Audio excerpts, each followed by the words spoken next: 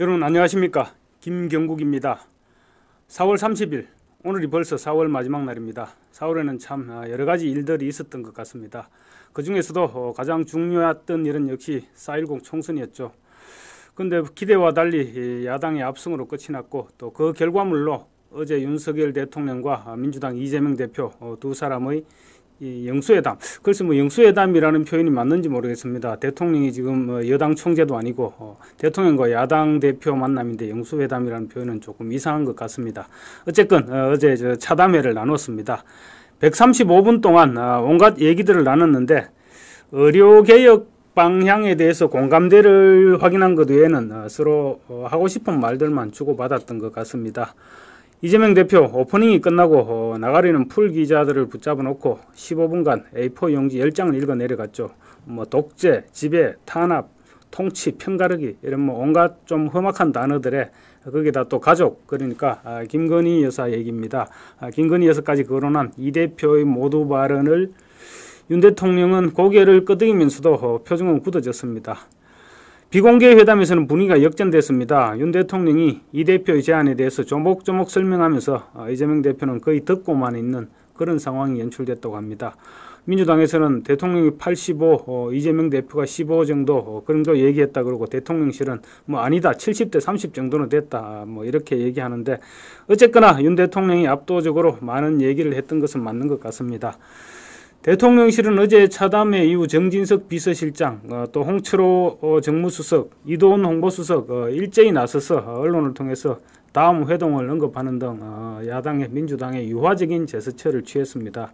그렇지만 민주당은 끝내 외면했습니다. 어제 회동이 끝났을 때까지만 해도 민주당은 실망스럽다 이 정도 수준의 반응을 내놓았는데, 하루 만인 오늘 하루 곧바로 총공세에 나섰습니다. 우의독경 안 하느니 못했던 회동이다 이렇게 얘기하면서 지금 강공으로 다시 회귀하고 있습니다. 마치 이재명 대표가 윤석열 대통령과 만나서 국정 운영의 동반자라는 모습을 보여주는 데까지 성공했으니 이제부터 우리 갈 길을 가겠다, 마이웨이 하겠다 이런 자세를 보여주고 있는 것 같았습니다. 민주당은 그래서 최상병 특검의 5월 국회 처리, 그리고 전국민 민생지원금 지급을 오늘 다시 재차 촉구하면서 전국 경색이 지금 불가피해지고 있습니다. 차담의 효과 딱 하루였습니다. 4월 30일 김경국의 여의도 25시 시작하겠습니다. 우선 아시아투데이 기사 소개에 앞서서 이재명 대표 피고인에 대한 오늘 공판 소식 속보로 들어왔는데 잠깐만 전해드리겠습니다. 오늘 부산지급에서 피습 살인미수 공직선거법 위반 혐의로 기소된 김모 씨에 대한 오늘 두 번째 공판이 열렸는데, 김 씨가 오늘 피고인 신문에서 이렇게 얘기했답니다. 작년에 이미 야권이 총선에서 과반을 할 것이라 짐작했다. 웬만한 정치평론가들보다 앞서간 것 같습니다. 총선 전에 범행을 계획한 이유를 물으니까 작년에 이미 과반할 것을 짐작했다. 그래서 만약 이 대표가 공천을 행사해서 과반을 차지하면 대선까지 레드카펫이 깔릴 것인데 공천권 행사를 저지해야 한다고 생각했다. 그렇게 얘기했습니다. 그러면서 당시 판사가 이 대표의 범죄 사실이 소명됐다고 인정하면서도 야당 대표로서 역할과 책임이 막중해 구속이 지나침이 있다고 해서 법 앞에 평등하지 않은 재판이라 생각했다. 밤잠을 못 자면서 일말의 희망을 갖고 기다리는데 가슴이 터질 것 같았다. 이렇게 얘기했습니다. 김 씨는 지난해 범행 준비 단계 이전에 가족 피해를 최소화시키려고 아내와 이혼했고, 또 범행 도구로서 대리 구매한 흉기를 3, 4개월 동안 숫돌이 달아 없어질 정도로 갈았다고 합니다. 이게 아무리 분노가 침됐다고 해도 참 이 테러를 해서는 안 되는 일인데 좀 안타까운 일이 발생했었습니다. 아시아투데이 기사입니다. 아시아투데이 일면 기사인데요. 오늘 모든 신문 제목들이 다들 비슷비슷했죠. 아시아투데이는 윤석열 대통령과 이재명 대표 빈손회동, 25만원 이태원 연금개혁, 입장 차만 확인한 135분이었다. 이런 제목으로 기사를 썼습니다. 135분 동안 5분 가운데 15분은 이재명 대표가 주도했고, 나머지 2시간은 윤석열 대통령의 시간이었던 것 같습니다. 기사 내용은 지금 보면요, 첫 회동은 합의문 발표 없이 빈손으로 끝났다. 이렇게 시작했습니다. 135분 동안 만났는데 의과대학 정원을 비롯한 의료개혁 필요성과 협치를 위한 정례적인 만남에 대한 공감대를 이뤘을 뿐, 이태원 특별법, 전국민 25만원 민생회복지원금, 연금개혁 등 대부분의 현안에 대해서는 합의점을 찾는 데 실패했다.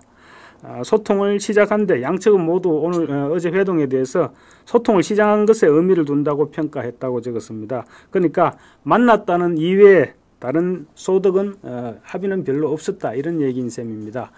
특히 이 대표는 회담 직후 답답하고 아쉬웠다, 이렇게 얘기하면서 윤석열 대통령과의 첫 회동에 실망감을 드러냈는데, 그런데 오늘 하루 만에 민주당에서는 이런 반응이 나왔습니다. 윤석열 대통령은 본인 주장만 장황하게 늘어놓은 우이독경 마이웨이 회담이었다, 이렇게 혹평을 했습니다. 의료개혁의 큰 틀에서는 공감대를 이뤘다는 것이 유일한 어제 성과였죠. 이 대표가 모두 발언을 통해서 의대 정원 확대와 같은 의료개혁은 반드시 해야 될 주요 과제이기 때문에 우리 민주당도 적극적으로 협력하겠다, 이렇게 밝혔습니다. 이 부분에서 이제 대통령실과 같은 생각이 같았는데요. 그렇지만 지금 앞으로 넘어야 할 산은 첩첩산중인 것 같습니다. 그리고 민생협의를 위한 협치, 또 이를 위한 정례적 만남에도 뜻을 같이 했는데 아마 방법론에서는 차이가 이견이 많았던 것 같습니다. 대통령은 민생협의를 위한 여야정 협의체가 필요할 수 있다, 이렇게 말했는데 민주당은 오늘 여야정 협의체 구성에 대해서는 고개를 흔들었습니다. 그리고 또 25만원 민생회복지원금, 연금개혁 부분에 대해서는 뚜렷한 입장차를 확인했다고 지금 아시아투데이에서 적고 있습니다. 윤 대통령은 이 대표가 모두 회담에서 그 제안을 했죠. 전국민 25만원 민생회복지원금 꼭 좀 부탁드린다, 이렇게 얘기했는데 윤 대통령은 비공개 회담에 들어가서 물가와 금리, 재정 상황 등에 미치는 영향을 종합적으로 고려해야 된다. 지금 상황에서는 더 어려운 분들을 더 효과적으로 지원하는 것이 바람직하다, 이렇게 얘기했습니다. 그러니까 윤 대통령은 정부가 현재 추진하고 있는 소상공인 지원, 서민금융 확대, 이런 정책을 언급하면서 정부 추진 정책을 먼저 시행하고 필요한 경우에 야당이 제기한 부분에 여야가 합의하면서 시행 여부를 논의하자, 이런 취지로 얘기를 했습니다. 그러자 진성준 민주당 정책위 의장은 회담 이후 진행된 브리핑에서 윤 대통령은 국가 재정이나 인플레이션이 우려되기 때문에 단칼에 잘랐다, 선을 그었다, 이렇게 발표를 했습니다. 연금개혁에 있어서도 이 대표는 정부가 방향을 좀 주면 좋겠다, 이렇게 언급했는데 윤 대통령은 국회에서 결정을 내릴 수 있을 만큼 충분하고 많은 데이터를 이미 제출했다, 국회에서 결정해라, 이렇게 국회에 공을 넘겼습니다. 그리고 또 이태원 특별법에 있어서도 대통령실과 민주당의 온도차가 극명했습니다. 대통령실은 윤 대통령이 무조건 반대는 아니다, 이런 뜻을 밝혔다고 했지만 민주당은 윤 대통령이 사실상 거부했다고 볼 수 있다, 이렇게 전했습니다. 이동훈 홍보수석에 따르면 윤 대통령은 이태원 특별법에 대해서 피해자 유족 지원에는 공감한다. 그렇지만 국회 제출 법안이 법리적으로 볼 때 민간조사위원회에서 영장 청구권을 갖는 것은 법리적인 문제가 있다, 이런 부분을 해소하고 다시 논의했으면 좋겠다, 대통령이 이렇게 얘기했다고 합니다. 사실상 거부한 거죠. 그리고 이 대표가 언급한 R&D 예산 복원을 위한 추경에 대해서도 윤 대통령은 반대 의사를 분명히 했다고 합니다. 그리고 최상병 특검, 그리고 김건희 여사 특검법 등 모두 발언해서 이재명 대표가 거론했던 부분, 이런 부분들 그 대신 하지만 모두 발언해서 거론을 했지만 민감한 사안들, 이 부분은 비공개 회담에서는 논의가 되지 않았다고 합니다. 그리고 또 단독 면담에 대해서는 따로 만난 사실이 없었습니다. 그리고 그 밖에 남북관계, 그리고 일본과의 관계, 이런 부분도 이재명 대표가 모두 발언을 통해서 얘기했는데 윤 대통령은 비공개 회담에서 이런 부분 문제들에 대해서도 답변을 하지 않았다고 합니다. 그래서 민주당은 윤 대통령이 이렇게 답변하지 않은 부분에 대해서는 총선 민심을 외면한 처사, 이렇게 쏘아붙이고 있습니다. 이재명 대표가 지금 어제 같은 경우 무리해서 모든 의제를 다 한꺼번에 모두 발언해서 다 꺼내버렸죠. 그러다 보니까 사실 어떻게 대화가 집중될 수가 없었습니다. 차라리 몇 가지 선택적으로 의제를 꺼냈더라면 아마 훨씬 더 의견 접근도 이룰 수 있었지 않았을까, 이런 아쉬움도 없지 않습니다. 달리 얘기하면 이재명 대표 어제 차담회를 나서면서 결과를 기대하지 않았던 것입니다. 그리고 만났다는 부분에만 의의를 두고 또 윤석열 대통령을 공격할 빌미를 찾은 것이 아니냐, 이런 분석도 가능할 것 같습니다. 당장 오늘 민주당이 총공세에 나선 것만 봐도 아마 해법 마련보다는 사진 찍는 데 더 관심이 있었던 것이 아니냐, 이런 분석에 힘이 좀 실릴 것 같습니다. 아시아투데이 칼럼입니다. 어제자 칼럼인데요. 이각범 칼럼, 대한민국 여기서 후퇴할 수 없다는 제목의 칼럼입니다. 이각범 전 수석이죠. YS 정부에서 정책기획수석을 했습니다. 그리고 한국미래연구원장, 카이스트 경영학과 교수, 이런 경력을 지니고 있는데 사회학을 전공한 석학입니다. 윤석열 정부 인수위 취임사 준비위원을 역임하기도 했는데, 지금 총선 이후 야권의 국정기조 전환 요구에 윤석열 대통령이 절대 흔들려서는 안 된다. 문재인 정부가 나라를 망쳤던 그 소주성이나 탈원전, 이런 부분들을 반복해서는 안 된다. 이런 주제의 칼럼입니다. 칼럼 내용은 이렇습니다. 지금 국회에서 야권 연합이 윤석열 대통령의 국정기조를 바꾸라, 이런 요구를 맹렬하게 하고 있는데, 총선에서 국민의힘이 참패한 후 요구가 더욱 거세지고 있다. 문재인 정부의 소주성 정책과 탈원전 정책은 우리나라 경제 전반을 망쳤다. 그런 문정권의 이념 정책으로 우리나라가 지금 복합적인 위기 상황에 빠져 있는데 윤 대통령이 중심을 잡아야 된다. 그나마 윤 대통령이 당선돼서 한국 경제를 멈춰 세우고 새로운 상승을 위한 기반을 닦기 시작한 것은 정말 다행스러운 일이다.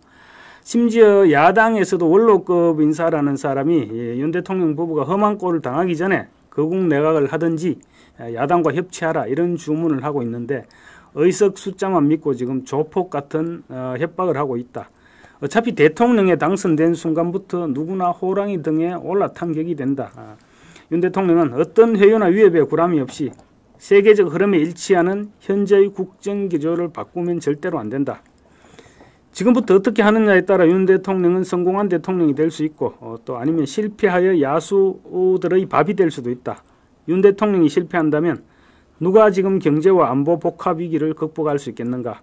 만약 실패하는 대통령으로 낙인 찍히는 날, 누가 앞으로 이 나라에서 위로부터의 외압과 탈탈 털림에 굴하지 않고 강자들의 내로남불과 비리를 소신껏 수사할 수 있겠는가? 이렇게 적었습니다. 그러면서 총선 패배의 원인을 진단했는데, 이 후보 개개인의 지식과 경험에서는 야당 후보보다 여당 후보들이 훨씬 훌륭했다. 그렇지만 국민들의 공감 능력 면에서 야당의 상대가 되지 않았다. 특히 수도권과 충청권에서 참패한 이유가 자신들의 정책이 옳다는 자기 확신만 있었지 국민들의 마음을 읽지 못하는 데 있었다. 이렇게 진단을 했습니다. 그러면서 기업 경영에 빗대어 얘기한다면 윤석열 정부가 정책 생산은 잘했는데 마케팅이 잘 안 되어서 생산된 정책이 국민에게 전달되지 못했다. 그렇기 때문에 지금 총선에서 패배한 것이다. 이렇게 진단했습니다. 그러면서 대통령의 마케팅의 핵심은 대통령의 말씀이다. 대통령은 중요한 정책 현안에 대해서 언론에 정확하게 설명하고 국민의 동의를 구해야 된다. 만약에 대통령의 파한담 875원 언급의 진실도 이런 식으로 했었더라면 물가를 모르는 대통령이 아니라 물가를 챙기는 대통령의 모습으로 비춰졌을 것이다. 삼성을 비롯한 세계적인 기업들의 CI 작업은 모두 하나같이 기업의 가치를 높이는 데 매우 기묘하다는 사실을 알아채고 미리부터 그렇게 준비를 했던 것이다. 윤석열 대통령도 PI, 그러니까 프리덴셜 아이덴티티를 작업을 잘 하여서 뉴윤의 이미지로 국민들과 소통해야 된다. 시중에 알려진 대로 호통치고 경로하는 그런 이미지가 아닌 소통하고 공감하는 새로운 이미지를 구축해달라. 이렇게 주문했습니다. 그러면서 국민의힘에 대해서도 정책 정당으로 변모하는 거당적 노력을 기울여달라고 거듭 당부를 했습니다. 그리고 중요한 제안을 한 가지 했는데요. 지금 이번에 국민의힘의 공천 후보자들 중에 아까운 정책 전문가들이 많이 지금 낙선을 했는데 그 전문가들 그대로 버릴 것이 아니고 정책위 의장을 원외 인사에 맡겨서 현역 의원들과 수시로 정책 토론을 하도록 그런 방안도 한번 생각해 볼 만하다. 이렇게 제안을 했습니다. 지금 우리나라 안팎의 초특급 위기를 극복하기 위해서 윤석열 대통령 반드시 성공해야 됩니다. 이를 위해서 배제의 정치가 아닌 포용의 정치로 당내 인사들과 화합해야 된다. 윤석열 대통령은 실패할 자유가 없다. 윤 대통령의 실패는 우리 국민의 실패이고 우리 미래 세대의 좌절이며 우리나라의 실패가 될 것이기 때문이다. 이렇게 적었습니다. 아주 중요한 지적이었습니다. 다음으로 어제 차담에 관련해서 오늘 변화된 상황을 좀 더 말씀을 드려볼까 합니다. 그 전에 방금 뉴스가 하나 들어왔는데요.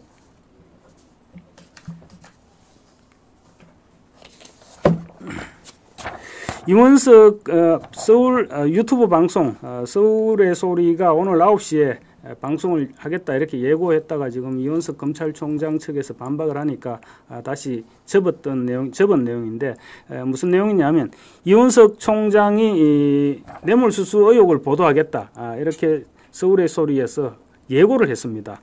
그러자 대검에서 곧바로 통장을 공개하면서 즉각 반박을 했다는 얘기입니다. 지금 쌍방울 대북 불법 송금 관련해서 이화영 전 평화부지사의 진술을 뒤집으려고 이재명 대표 측에서 그러니까 진술을 뒤집어서 이재명 대표와의 연루 의혹을 지금 차단시키려고 지금 온갖 수단을 다 동원하고 있죠. 그리고 무리수를 두다가 지금 이원석 검찰총장으로부터 이재명 대표가 제대로 한 방 맞았죠. 그러다 보니까 아마 또 다른 거리를 계속 가짜 뉴스를 발굴해내고 있는 그런 과정인 것 같습니다. 지금 기사 내용을 보면 이렇습니다.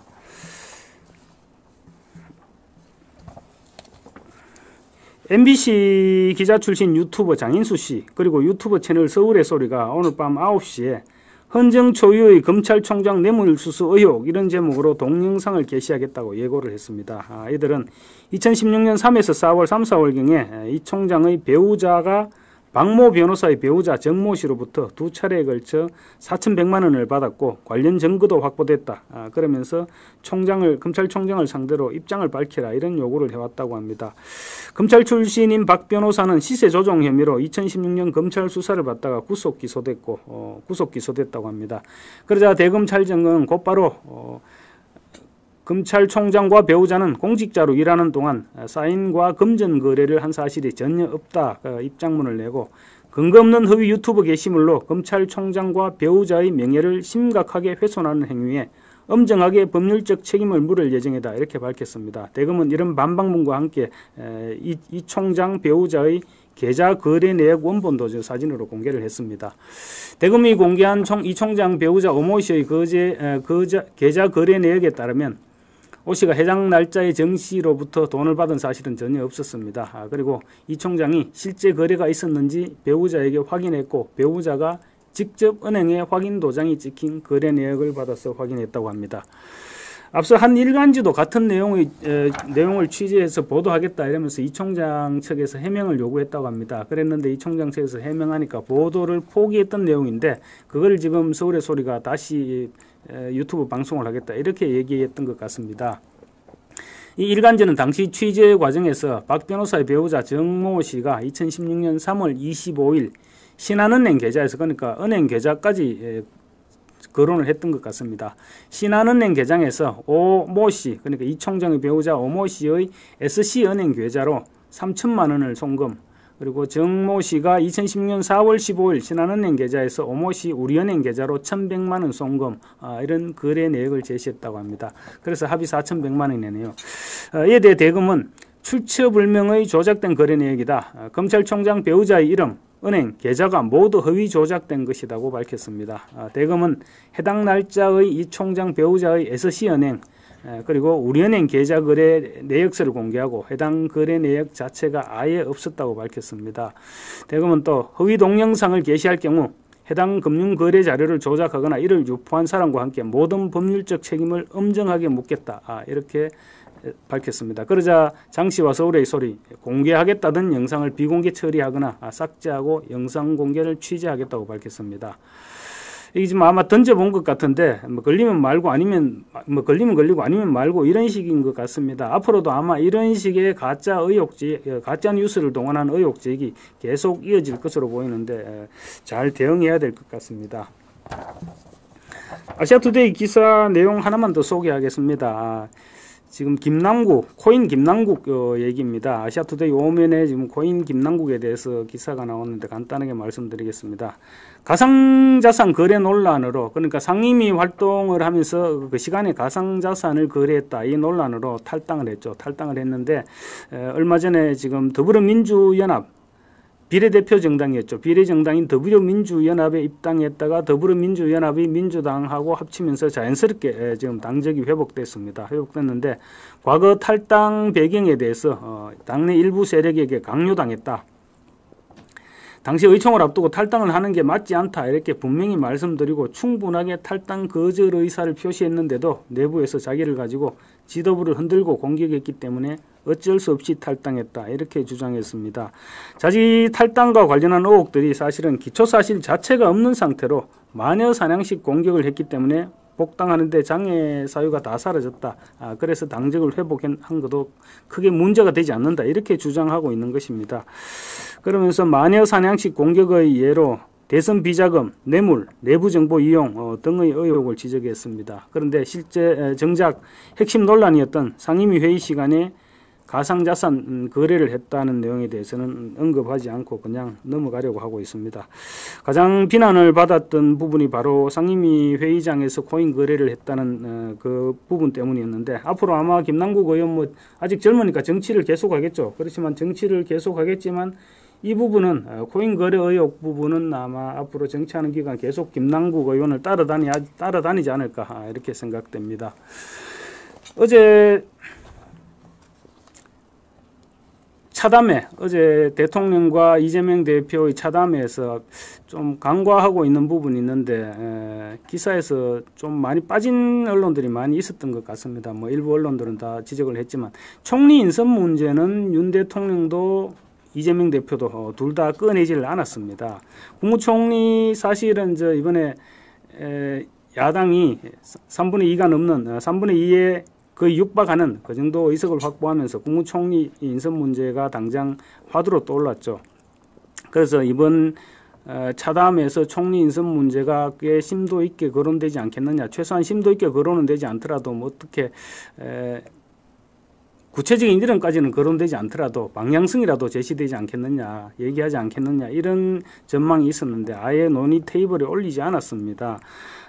총리 인선을 빠르게 마무리해서 전국을 수습하고 싶은 윤 대통령 입장에서는 뭐 조금 좀 아쉽기도 아쉬웠을 수도 있을 것 같습니다만, 이 대표 입장에서는 굳이 우선순위에 올릴 필요를 느끼지 못한 것으로 생각됩니다. 어제 이 대표가 A4 용지 10장을 꺼내서 모두 발언을 읽었는데 그 많은 분량 중에도 총리 인선 문제는 포함되지 않았던 것입니다. 이 대표가 일부러 꺼내지 않았던 것이죠. 그러니까 윤석열 대통령 입장에서는 굳이 이 대표가 꺼내지 않는데 뭐 또 액을 하는 것처럼 따라서 얘기를 꺼낼 필요가 없었던 것이죠. 당초 이번 영수회담 앞두고 총리 기용 문제가 지금 가장 핫하지 않겠느냐, 뭐 이런 전망도 없지는 않았는데 좀 거론이 전혀 안 됐었습니다.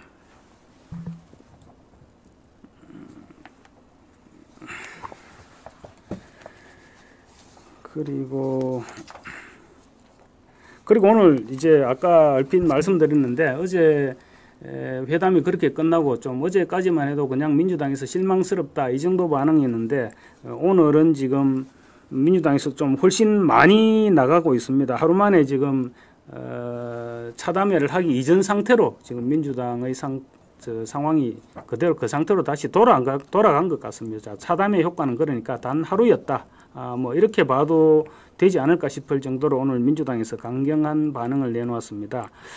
최상병 특검법 5월 국회 처리, 그리고 전국민 민생지원금 필요성 오늘 재차 촉구하면서 처리하겠다, 5월 국회 때 처리하겠다, 이렇게 밀어붙이겠다는 입장을 밝혔습니다. 그리고 대통령실에서 제안한 여야정 협의체 구성과 관련해서도 민생회복 조치 합의가 우선이다, 이런 입장을 재확인했습니다. 전날 회담에 배석했던 진성준 정책위의장 오늘 원내대책회의에서 이렇게 얘기했습니다. 호미로 막을 것을 가래로도 막지 못하는 최악의 사태가 일어나지 않도록 전향적인 입장 전환을 촉구한다, 이렇게 윤석열 대통령과 대통령실에 얘기했습니다. 진성준 의장은 여야정 협의체를 구성하자는 윤 대통령의 제안에 대해서도 정부가 구상하는 민생회복 조치가 무엇인지 대안을 내어놓은 다음에 논의하자고 해야 될 것이다. 이렇게 얘기했습니다. 사실상 거절했다고 봐도 될 것 같습니다. 여야가 여전히 또 5월 임시국회 일정에 합의하지 못했습니다. 그런 가운데 민주당이 지금 강공들의 쟁점 법안들에 대해서 강공드라이버를 홍익표 원내대표가 나서서 우리는 밀어붙이겠다 이렇게 얘기하고 있습니다. 홍익표 원내대표는 5월 2일 본회의를 반드시 열어서 최상병 특검, 전세사기 특별법 처리해야 한다. 그렇게 얘기했습니다. 그러면서 국회법을 어기면서까지 직무유기하고 최상병 특검법을 반대하는 것은 수사방해이자 진실은폐다. 이렇게 목소리를 높였습니다.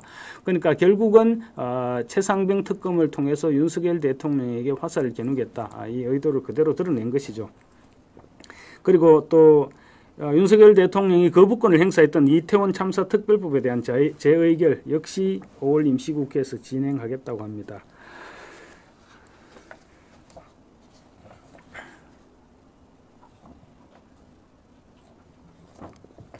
그리고 방금 말씀드렸던 여야정 협의체 불발 관련해서 지금 민주당 어제까지만 해도 그래도 다소 어느 정도 일정 부분 여지를 남기는 듯한 그런 반응을 보였는데 오늘은 이제 아예 거절하겠다 그런 방안을 내놓았습니다.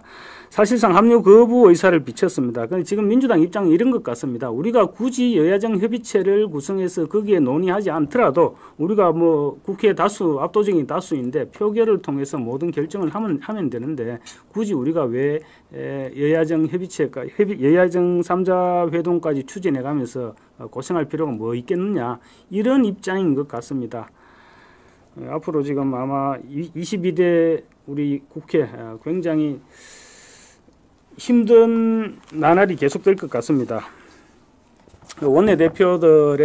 여야 원내대표들 오늘 반응을 보면 뚜렷하게 드러나고 있습니다. 홍익표 원내대표 좀 전에 제가 말씀드렸듯이 그렇게 강행 입장을 얘기했고 그런데 이제 국민의힘 입장에서는 뭐 계속 그렇다고 끌려갈 수는 없고 그렇지만 또 쉽사리 합의가 될 수 있는 부분도 아니고 아마 또 지금 윤석열 대통령의 거부권에 기대해야 되지 않을까 이런 우려가 또 제기되고 있습니다. 오늘 한동훈 전 비대위원장 얘기가 또 오늘 어제 저녁부터 또 갑자기 또 이슈가 됐었습니다. 한동훈 전 비대위원장이 측근을 통해서 국민의힘 지도부에 전당대회를 연기해달라 이런 요구를 했다고 심평 변호사가 어제 저녁 YTN 라디오를 통해서 얘기를 했죠. 그 부분 때문에 지금 오늘 계속 좀 시끄러웠습니다. 지금 현 시점에서 한동훈 전 위원장에 대해 쏠리는 관심은 한 전 위원장이 전당대회에 출마할 것이냐, 전당대회 경선에 출마할 것이냐 이 부분이죠.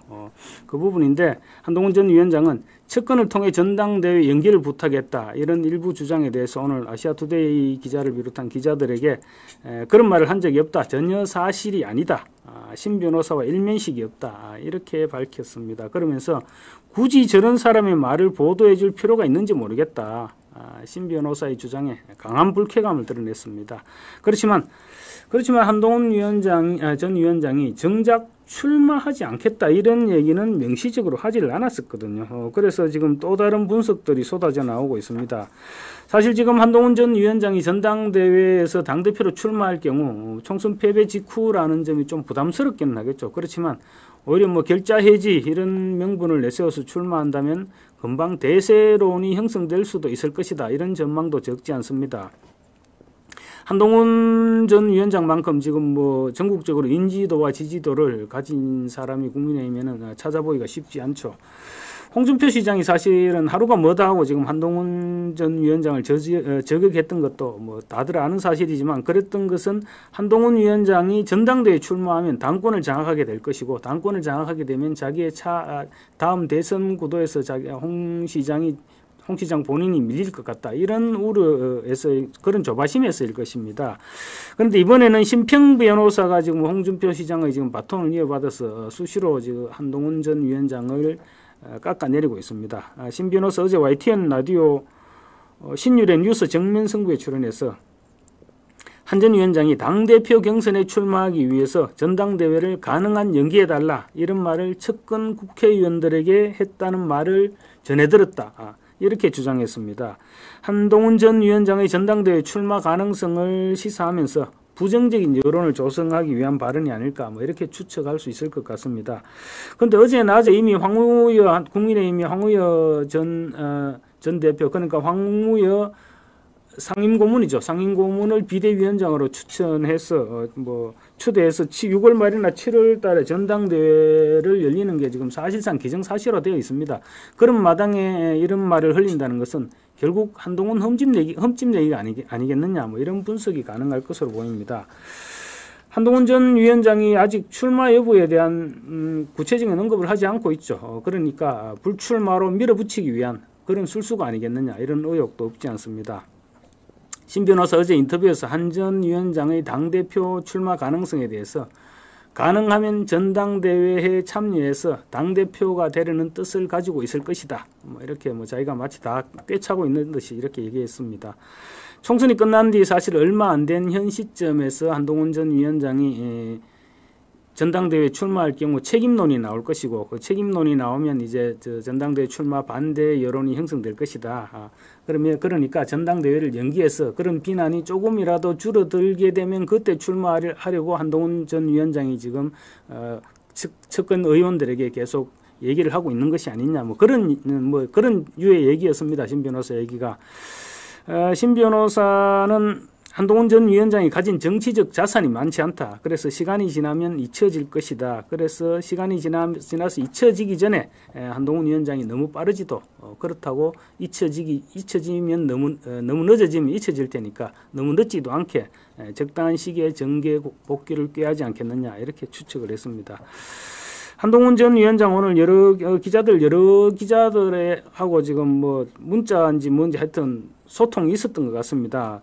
연기 부탁설은 전혀 아니다 이렇게 밝혔는데 연기를 부탁하지는 않았는데 출마 여부에 대해서는 지금 제가 쭉 찾아봤는데 기사에서 따로 언급이 없거든요. 기자가 물어보지 않았든지 기자가 아마 직접적으로 한동훈 위원장과 소통을 했다든가 통화를 했다든가 이랬으면 분명히 물어봤을 것입니다. 물어봤을 것인데 아마 그 부분에 대한 언급이 없는 거 보니까 그런 류의 소통은 아니었던 것 같고 문자로 확인을 했든지 아니면 문자로 이렇게 물어봤는데 한동훈 위원장이 그 정도 부분만 그런 전당대회 연기 요청을 한 적이 없다. 이런 답변만 했든지 그 부분은 잘 모르겠습니다. 어쨌든 간에 전당대회 출마를 하지 않겠다. 이런 답변은 없었습니다.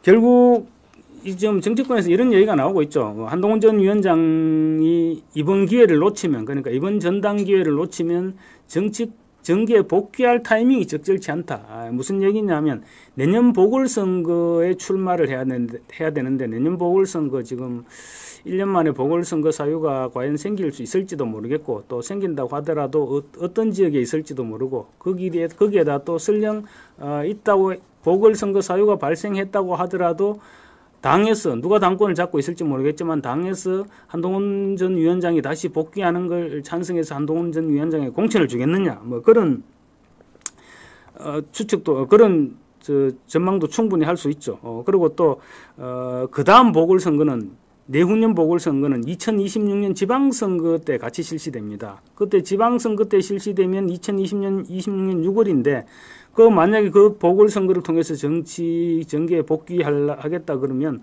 금방 또 1년도 채 남지 않았죠. 대선이. 그런 상황이기 때문에 내후년 보궐선거 출마는 아마 상황이 좀 여의치 않을 것 같습니다. 그렇다면 이번에 선출되는 당대표가 임기를 중간에 그만두는 일이 있으면 또 한동훈 위원장이 나올 수 있다고 하지만 이번 선출되는 당대표는 내후년 지방선거까지 특별히 큰 선거가 없습니다. 그래서 책임지고 물러날 일이 별로 없습니다. 개인적인 일이라든가 이런 부분이 있으면 몰라도 그래서 전당대회가 다시 실시될 가능성도 희박하죠. 그래서 한동훈 전 위원장 입장에서 본다면 이번 전당대회에 출마하지 않을 경우 사실 정계 복귀가 그렇게 순탄치 않을 가능성도 없지 않습니다. 그래서 한동훈 위원장 출마설이 지금 계속 나돌고 있다. 이렇게 보면 될 것 같습니다. 심평 변호사 또 이런 얘기도 했습니다. 만약에 한동훈 전 비대위원장이 출마하면 한동훈 대표를 막기 위해서 홍준표 시장이 대항마로 출마할 가능성도 없지 않을 것이다. 이렇게 얘기했습니다. 그냥 자기 나오는 대로 하는 얘기가 아닌가 싶기도 합니다. 지금 홍준표 시장 현직 대구시장이죠.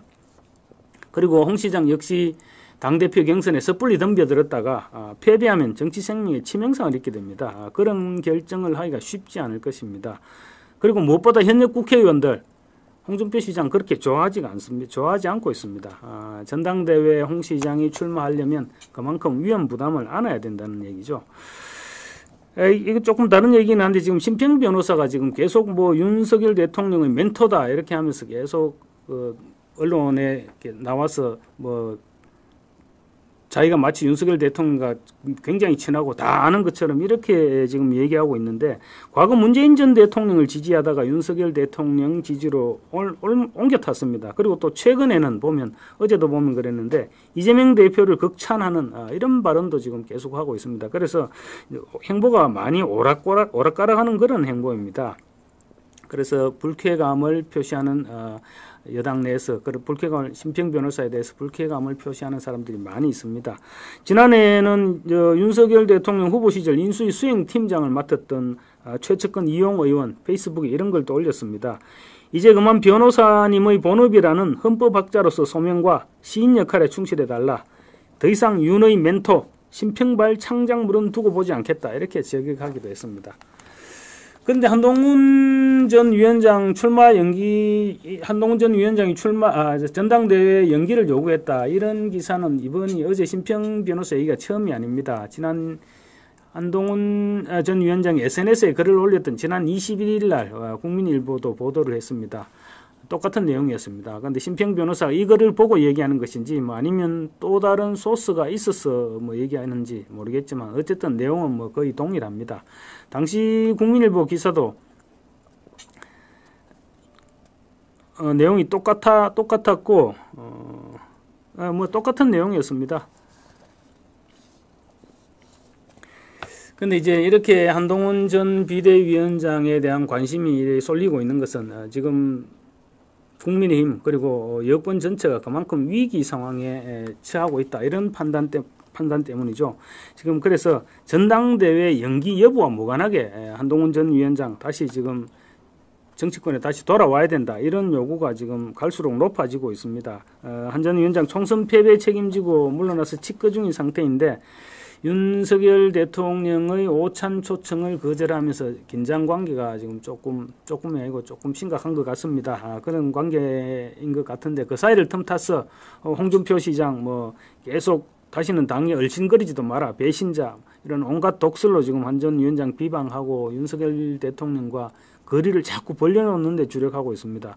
그렇지만 그렇게 한쪽에서 거리를 벌리려고 노력하는 만큼 또 두 사람이 윤석열 대통령과 한동훈 위원장 손을 잡아야 한다는 내부 목소리도 지금 점차 높아지고 있습니다. 특히 어제 윤석열 대통령과 이재명 대표 간의 차담회 이후 보수 지지층 사이에서 한동훈 위원장 필요하다 이런 목소리가 다시 높아지고 있습니다. 어제 비공개된 회담에서는 뭐 윤석열 대통령이 자리를 주도했다 이렇게 알려지고 있는데 공개된 차담회에서는 이재명 대표, 윤석열 대통령을 마치 겁박하는 듯이 온갖 요구 조건을 쏟아냈었죠. 무례하게도 퇴장하려던 풀 기자들 불러 앉혀놓고 사실 뭐 저도 청와대 출입해봤지만 청와대 풀 기자단 나름대로 관례가 있습니다. 어느 정도 오프닝이 있고 나면 그 뒤부터는 이제 안에서 풀을 하는 것으로 이렇게 관례가 있는데 그래서 어제도 기자들이 오프닝 이후 자리를 뜨려고 했습니다. 자리를 뜨려고 하는데 이재명이 기자들에게 퇴장할 것은 아니고 이렇게 하면서 기자들을 떠나려는 기자들을 만류하고 지금 내가 내 할 말 할 테니까 좀 듣고 가서 보도해주라 이렇게 지금 얘기를 했었던 거거든요. 그래 놓고는 무려 15분에 걸쳐서 마치 대통령을 압박하듯이 뭐 정치 실종, 지배, 통치 이런 온갖 부적절한 용어들을 사용했습니다. 그런가 하면 또 거부권 행사에 대해서 유감 표시까지 요구했죠. 그런 말도 안 되는 작태를 이어갔는데 어제 그런 일련의 행동들을 볼 때 대통령이 어떻게 항복을 받아내려고 한 것이 아니냐 이런 생각을 지금 들게 했는데요. 어제 이재명 대통령 간담회 내용 분위기를 보면 민주당은 협치라든가 이런 생각은 아예 없는 것 같습니다. 그리고 오직 3년은 길다 이 생각만 지금 자꾸 굳혀가고 있는 것 같습니다. 그래 어제 차담회 시간에 열린 이재명 대표의 친위 조직 더민주혁신회의 어제 용산 대통령실에서는 차담회를 열린 시간에 국회에서는 더민주혁신회의 간담회가 있었습니다. 그 간담회에서는 우회적으로 탄핵 얘기까지 거론하고 있었습니다. 그러니까 어떤 뭐 협치를 하겠다 이런 생각이 있어서 차담회를 했다 이렇게 받아들이기 어려운 것이죠. 그러니까 저 좌파들 저렇게 이제 반윤석열 연대를 공고히 하고 있습니다. 그런데 지금 국민회의 보수 진영은 지금 완전히 4분 5열 상태죠. 뭐 친윤이니 반윤이니 영남당이니 수도권당이니 뭐 누구는 되고 누구는 안 되니 이런 얘기들이 지금 계속 싸우고 있으니까 이런 상태로 앞으로 좌파들의 공격에 어떻게 맞설 수 있겠느냐 이런 걱정이 지금 앞서고 있는 것입니다. 그래서 전열 정비 차원에서 한동훈 전 위원장의 다시 복귀 내지 출마 요구가 점차 높아지고 있습니다. 이제 보수 진영도 전열을 재정비해야 됩니다. 야당 대표 회동이라는 어쩌면 밀린 숙제 같은 것을 지금 어제 했는 셈입니다. 그러니까 지금 이제 나머지 언론 접촉이나 이런 부분들은 윤석열 대통령이 노력 여하에 따라서 불통 이미지는 충분히 지금 이제 상쇄시킬 수 있는 계기를 마련했습니다. 그리고 마침 또 취임 2주년 때는 기자회견을 하는 방안도 지금 뭐 거의 유력하게 검토하고 있다. 이렇게 얘기하니까 좋은 전환점이 되지 않을까 싶습니다. 그리고 이제 그랬으면 그 다음에는 이제 보수 진영을 더욱 공고하게 다져야죠. 그러려면 윤석열 대통령 우선에 한동훈 전 위원장에게 손을 다시 한번 내밀어야 될 것 같습니다. 뭐 이재명도 만났는데 한동훈 못 만날 이유가 뭐가 있습니까? 물론 한동훈 위원장 역시 마음을 열고 지금 윤 대통령과 힘을 합치겠다는 생각을 해야 되겠죠.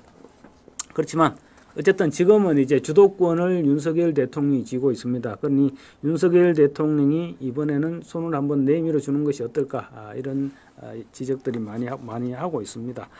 한동훈 위원장 뭐 당으로 돌아와서 무엇을 할 것인가 그걸 주위에서 지금 생각할 필요가 없죠. 일단 손을 잡고 보수 진영을 하나로 뭉뚱그려서 하나로 뭉치는 게 우선에 더 중요할 것 같습니다. 어제만 해도 윤석열 대통령 앞에서 이재명, 윤 대통령 바로 코앞에서 지금 힘자랑하는 꼴 지켜봐야 되지 않았습니까?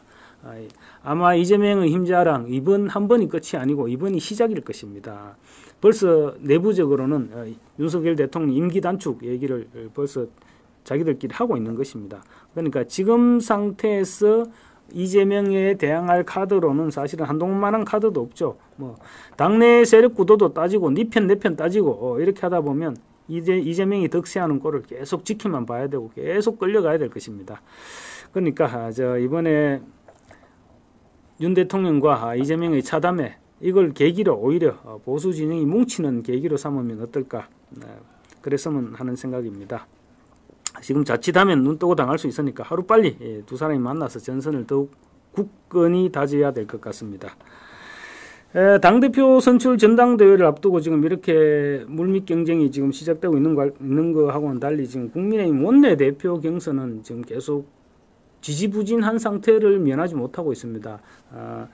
자칫하면 지금 추대로 결론 날 가능성이 높아지는가 했는데 원래는 5월 3일 당선자 총회에서 차기 원내대표를 선출하기로 했는데 이철규 의원도 아직 등록은 안 했습니다. 오늘 내일이었는데 원래 이철규 의원 이외에 지금 원내대표에 나서겠다는 사람이 없다 보니까 지금 원내대표 경선 날짜를 5월 9일로 일단 미뤄놨다고 합니다.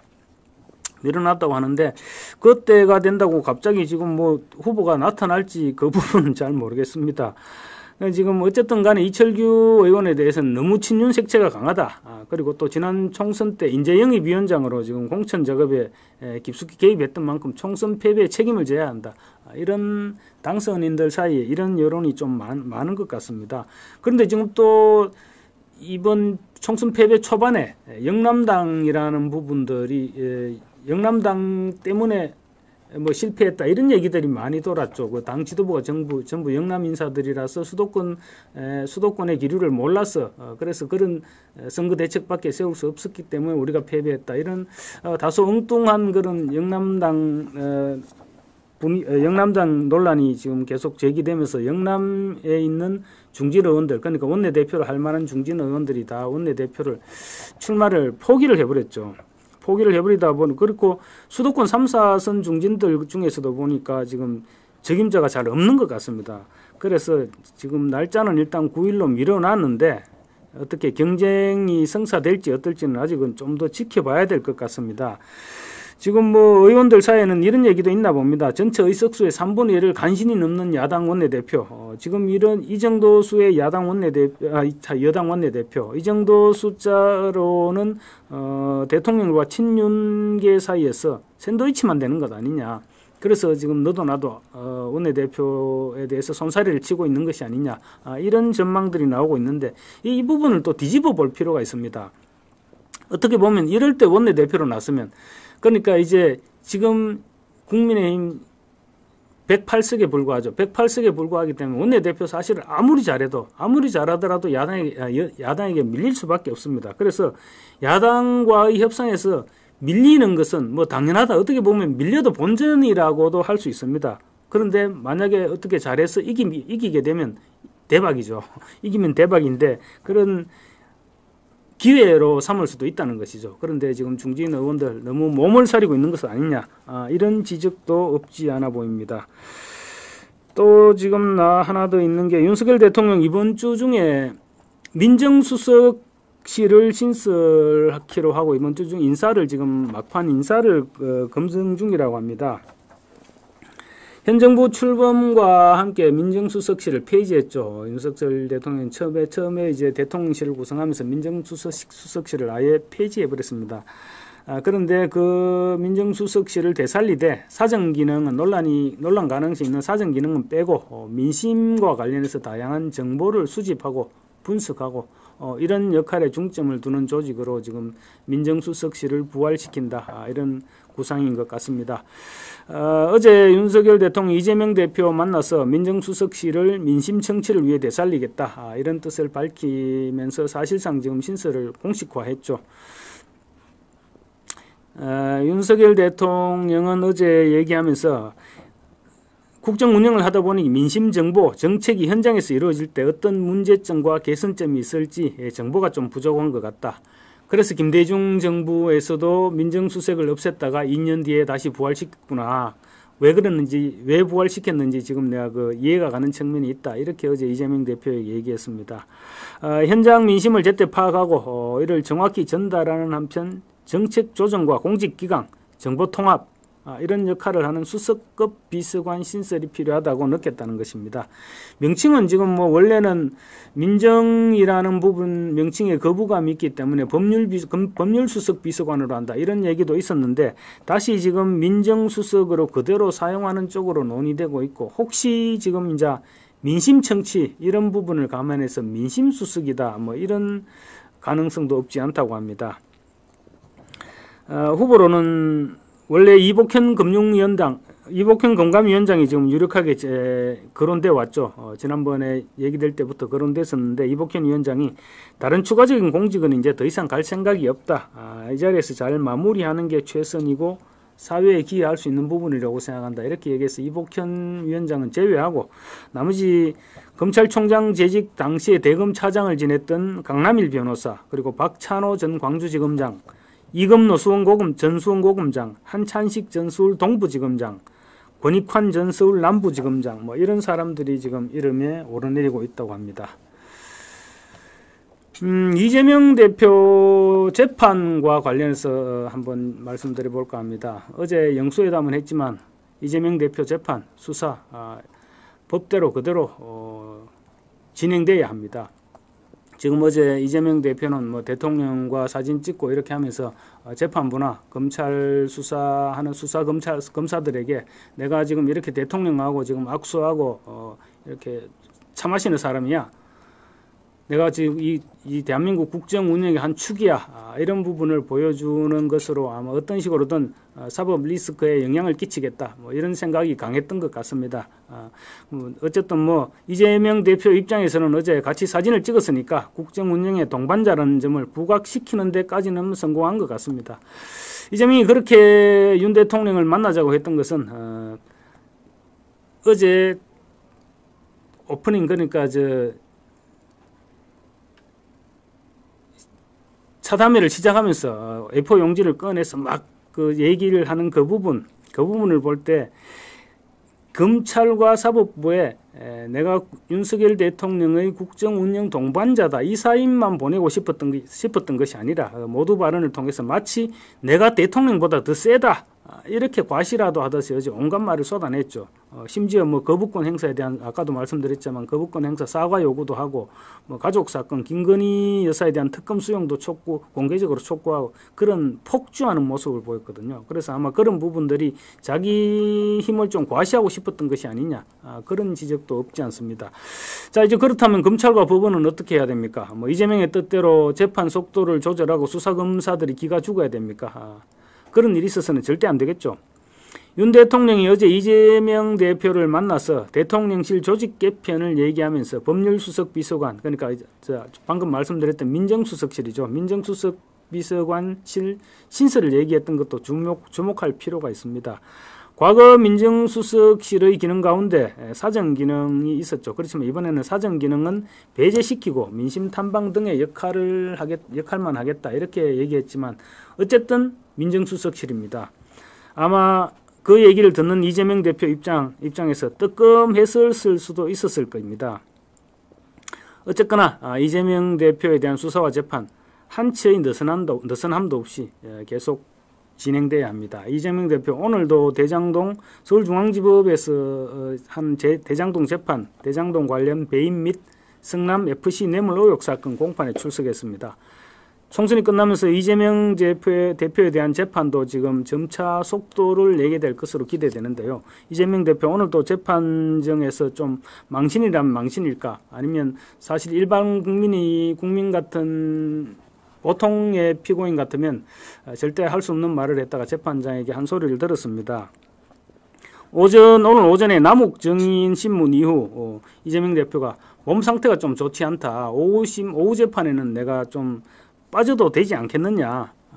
이렇게 재판부에 얘기를 했습니다. 그러자 김동연 재판장이 어디가 몸이 안 좋으냐 이렇게 직접 물었습니다. 직접 물으니까 이재명 대표 몸살기가 이렇게 하면서 이제 말을 좀 어물쩍했습니다. 그러니까 김동연 재판장이 아니 겨우 몸살기 정도 가지고 그렇게 얘기하느냐 안 된다. 오후에 출석해라.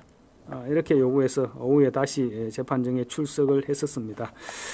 지금까지 법원이 사실 대장동 배임 의혹 사건 등에 대해서는 총선 기간 동안에도 계속 재판을 해왔죠. 그렇지만 선거법, 위정교사 그런 혐의와 관련된 재판은 선거 기간 동안 계속 연기를 해줬었습니다. 사실 대장동 재판은 워낙 지금 뭐 대장동, 백현동, 성남 FC 이렇게 건수가 많고 지금 정의만 해도 너무 많고 재판 기일이 오래 걸릴 것으로 이미 예정되어 있는 부분입니다. 그래서 한두 차례 연기한다 해도 대장동 재판 같은 경우는 오히려 표시가 나지 않죠. 그렇지만 선거법상 허위사실 유포 혐의나 위정교사 혐의 이런 부분들에 대한 재판의 경우 재판이 지금 상당 부분 진행되어 왔습니다. 그래서 좀만 더 서둘러서 진행을 하면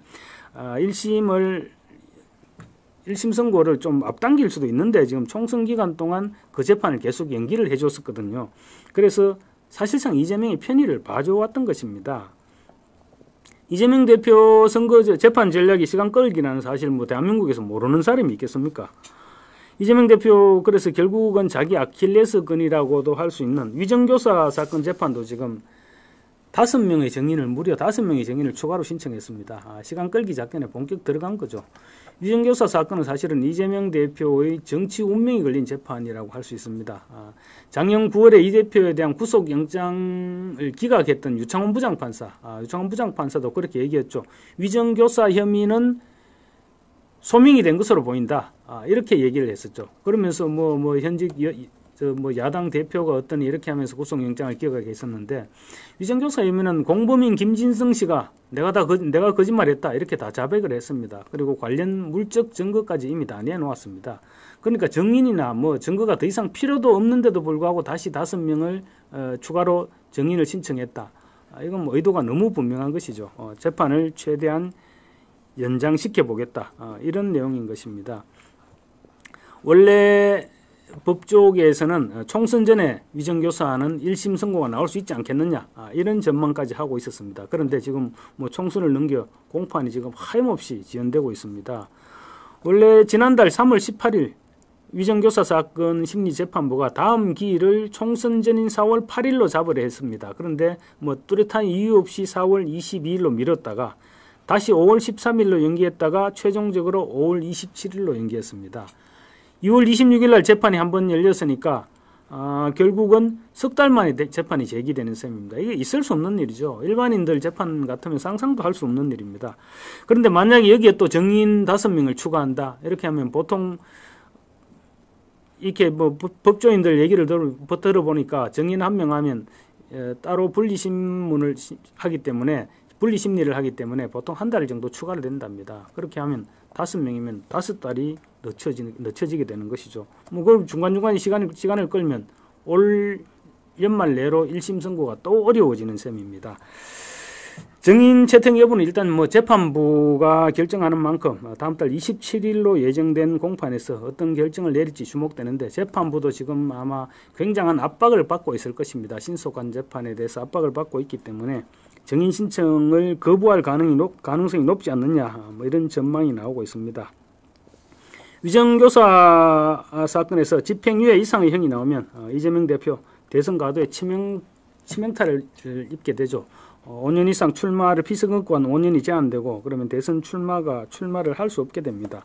그리고 1심 선고가 빠른 시일 내에 1심 선고가 내려진다면 2심, 3심은 그만큼 속도를 낼 수가 있을 것입니다. 그리고 지금 또 이재명 대표가 다급한 재판이 또 하나 있죠. 이화영 전 경기도 평화부지사 쌍방울 그룹 불법 대북 송금 의혹 사건. 지금 이화영 전 부지사에 대한 1심 선고가 6월 7일로 예정되어 있습니다. 이 부분도 이재명 대표에게는 치명적이죠.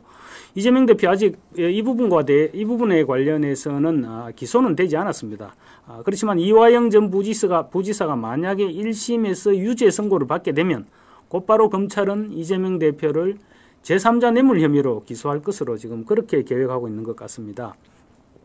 최근 이재명 대표가 이화영 전 부지사의 검찰청 음주회유 주장을 이게 사실상 일반인이 들어도 말도 안 되는 주장이죠. 그럼에도 불구하고 이재명 대표 100% 사실이다 이렇게 하면서 뭐 민주당 당선자들 포함해서 한 30명이 수원지검에 가서 농성을 하고 뭐 난리를 지겼는데 어쨌든 이재명 대표가 그 같은 터무니없는 주장을 덥석 물고 덤벼들었다가 이원석 검찰총장에게 세게 한 방 맞았죠. 그것도 그만큼 이재명 대표가 다급했기 때문입니다. 그런데 지금 수원지검에서 이화영 전 부지사의 불법 송금과 대북 불법 송금과 연관된 결국 쌍방울에서 돈을 제공했으니까 쌍방울 김성태 전 회장의 불법 대북 송금 혐의 외국환 거래법 위반입니다. 이 재판에 대한 1심 변론을 앞당겨서 집중심리를 통해서 5월에 지금 종결하겠다 이렇게 지금 결정을 하고 5월 재판 기일을 5월 3일, 7일, 10일, 13일, 14일 이렇게 쫙 연달아서 재판 기일을 잡아놓고 있는 상태입니다. 이 변론을 그러니까 5월 14일 날 변론을 끝내겠다는 것이죠. 변론이 끝나고 나서 보통 한두 달 안에 1심 선고가 나오는 점을 감안하면 김 회장에 대한 1심 선고 6월 말 또는 7월 초 정도면 1심 선고가 나올 수 있다고 합니다. 그러니까 이화영 전 부지사가 6월 7일 날 1심 선고가 나고 김성태 전 회장까지 6월 말이나 7월 정도에 1심 선고가 내려질 경우 이재명 대표 더 이상 이제 두 사람 다 만약에 유죄로 선고가 내려진다면 이재명 대표 피할 길이 없어지는 셈이지요. 법조계에서는 지금 조희대 대법관이 재판을 최대한 신속하게 해라 이렇게 방침을 세우고 있으니까 그 효과가 서서히 나타나기 시작했다 이런 평가도 나오고 있습니다. 사실 이재명 대표의 공직선거법 그리고 위정교사 혐의 이런 부분에 대해서 재판이 신속하게 진행돼야 되는데 이 부분에 대해 그 재판부에까지는 아직 조희대 대법원장의 신속한 재판 지시가 내려가지 않고 있는 것 같습니다. 어쨌거나 김성태 전 회장 재판부의 이 같은 집중심리 방침 이재명 대표에게도 적지 않은 리스크로 작용할 것으로 보입니다. 만약 두 사람의 판결문에서 이재명 대표의 방북 대가로 300만 불을 북한에 건넸다 이런 내용이 판결문에 포함되는 경우 이재명 대표 제3자 뇌물 혐의에서 지금 빠져나올 수 없게 되겠죠. 검찰 입장에서 아무리 제1야당 대표라고 하더라도 재판부 1심 재판부에서 그런 내용이 나오면 검찰도 기소하지 않을 수 없게 되는 그런 입장인 것입니다. 지금 이재명 대표 선거에는 이겼지만 사법 리스크는 더욱 엄중해지고 있는 것 같습니다. 예, 오늘 준비한 소식 여기까지 전해드리고요.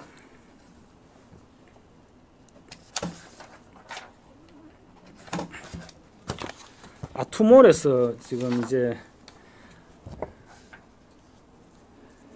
이게 덤픽션 바람 건조 고온 히팅 무선 휴대용 칫솔 살균기라고 합니다. 이거 아마 직장인들에게는 상당히 유용하게 쓰일 수 있을 것 같습니다. 이거 어떻게 여는 거야? 이게 충전식이고요. 무슨 충전식인데 휴대용 충전식 칫솔 살균기입니다. 이건 어쨌든 우리 지금 그냥 칫솔 그냥 이렇게 쓰고 던져 놓다 보면 거기 세균이 많이 끼는데 휴대용 살균기 소용이 많이 있을 것 같습니다. 제품 소개를 보면요. 눈에 보이지 않는 칫솔 속 세균을 5분 만에 99.9% 살균한답니다. 99% 강력한 살균 효과, 그리고 바람 건조 플러스 고온 히팅, 한 손에 쏙 들어갈 만한 컴팩트한 크기. 지금 벌써 열었다 바람이 나오고 있습니다. 바람이 나오고 있는 거 보니까 방금 얘기하던 바람 건조, 고온 히팅 이 얘기인 것 같습니다. 그리고 대용량 배터리에서 한번 충전했을 경우 약 30회가 사용 가능합니다. 금액은 지금 이게 42,900원인데 행사 기간이 어제 29일부터 내일 모레 5월 3일까지입니다. 47% 할인해서 22,900원에 여러분들에게 모시고 있으니까 많은 이용해 주시면 고맙겠습니다. 그리고 또 오늘 준비하는 게 뭐 없나?